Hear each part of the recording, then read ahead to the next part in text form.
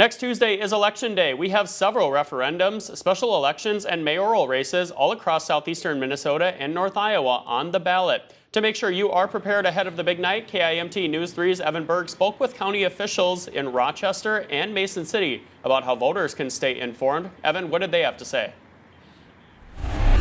Ryan, the counties in our viewing area do a lot to prepare for local elections, whether it's a presidential one or a smaller race. And if you're looking for ways to prepare yourself, they say you have a lot of options.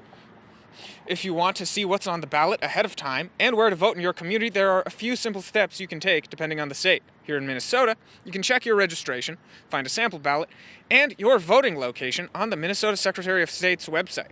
If you're confused about the process, Olmsted County staff say you can simply call your county's election office and they can answer any questions.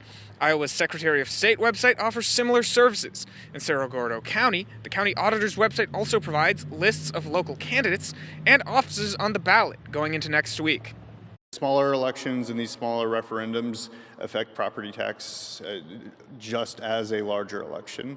Yeah, so voting is a fundamental right of our democracy, and we just encourage every eligible voter to take advantage of this.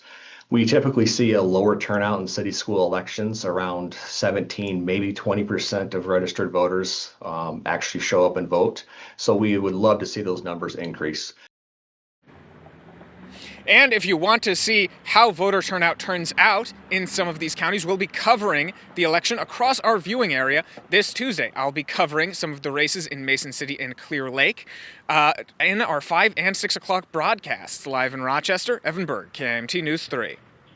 All right, Evan, thank you very much for that live report from Rochester. Now, we will also be covering some of the big school referendums across southeastern Minnesota, such as the ones in Byron and Austin. I will also be in Austin.